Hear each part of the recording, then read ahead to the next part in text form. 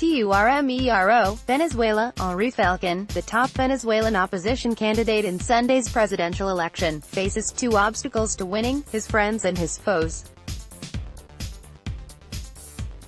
He must not only outmaneuver a ruling administration using state machinery to dominate the vote.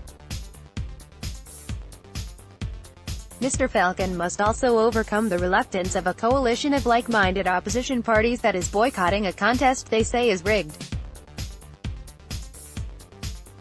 Mr. Falcón's message, in contrast, is, "You can't win if you don't participate. I decided to show my face to the country." Mr. Falcón told followers last week from a stage in this hard-bitten industrial town southwest of Caracas. "I don't care about the criticism, it's the moment of truth now, a time for common sense, for being rational." Mr. Falcón, a 56-year-old retired soldier, ex-governor and, most notably, a former government ally, has emerged as the sole politician with a chance to end a government whose poor stewardship has sparked an exodus of as many as 3 million Venezuelans to other countries. Polls are mixed, but some show Mr. Falcón ahead of the unpopular president, who is running for a second term. But to win, Mr.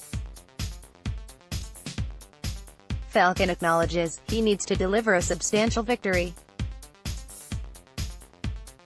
"We are going to be recognized by the world because who could not recognize 8 million, 7 million Venezuelans in the street, celebrating that they have a new government," he told the Wall Street Journal in an interview.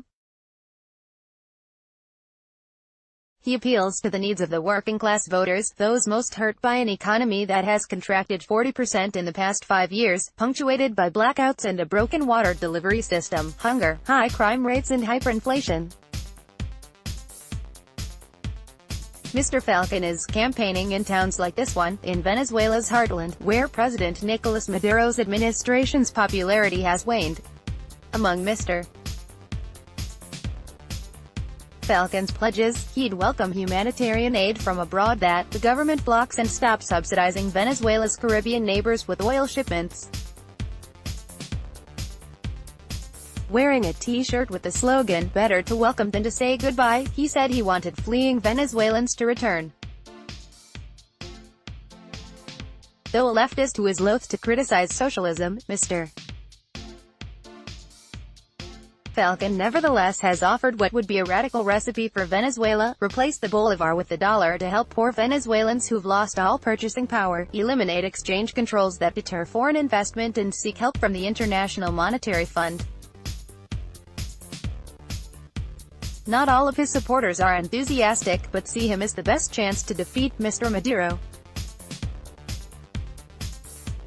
"He's not Winston Churchill, but he's what we've got," said one longtime politician who publicly supports Mr. Falcón.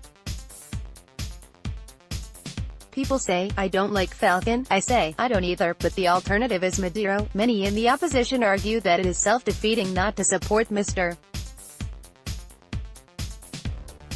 Falcón, no matter the odds. A Brookings Institution study over a 20-year period of 171 situations where politicians threatened or carried out boycotts found that the tactic is counterproductive. 2 of those cited were in Venezuela against Mr. Maduro's predecessor, former President Hugo Chavez, boycotts that left him more powerful. Vicente Diaz, an opponent of the government who served on the electoral board, has publicly said he'd vote for Mr. Falcón. "And if millions of others do the same," Mr. Diaz said, "then the government wouldn't be able to steal the election. If an avalanche of votes is produced, it could swamp any electoral condition," he said. Mr. Falcón's camp is trying to defend from fraud by deploying 34,000 monitors at most of Venezuela's 14,000 voting centers to help compare the voting machine receipts with the final count, said Luis Romero, head of Mr. Falcón's political party, Progressive Advance. But even supporters like Pedro Nican, an elections expert here who has advised Mr. Falcón, said it would be challenging.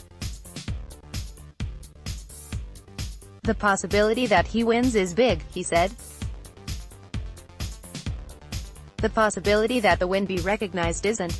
Polls show most voters are ignoring the call to abstain. Yolanda Campos, 55, who says she loved Mr. Chavez, is ready to back Mr. Falcón. Her daily wage is now about 12 cents. She has gone 6 months without diabetes and blood pressure pills because she can't afford them. Running water is but a memory in her home. She welcomes Mr. Falcón's plan to dollarize the economy and said that she, her 4 children and many neighbors in her slum will vote for him.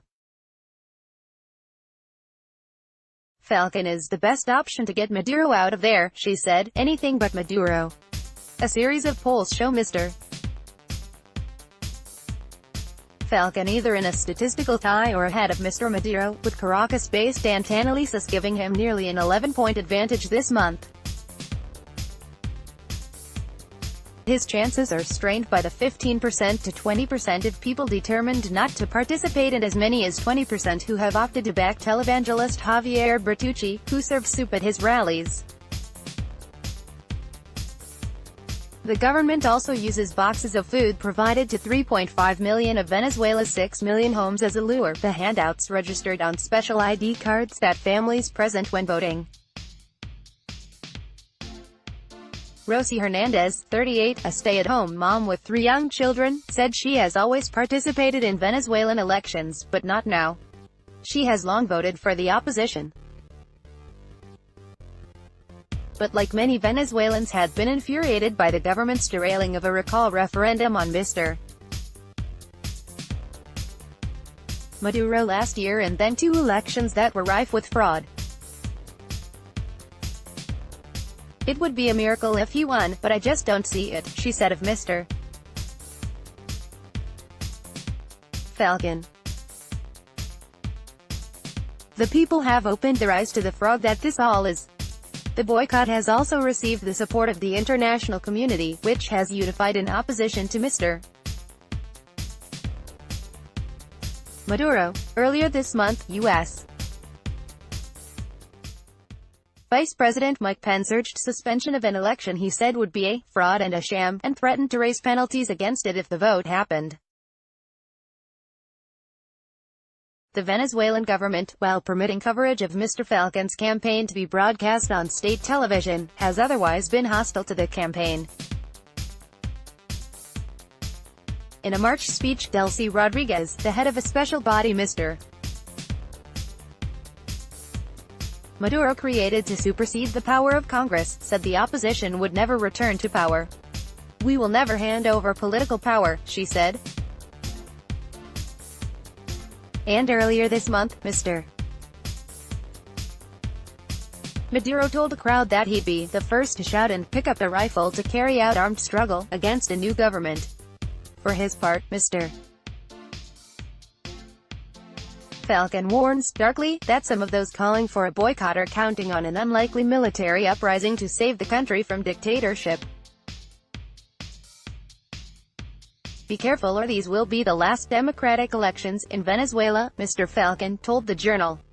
Write to Kejel Vyas at kejel.vyas@wsj.com and Juan Ferrero at juanferrero@wsj.com.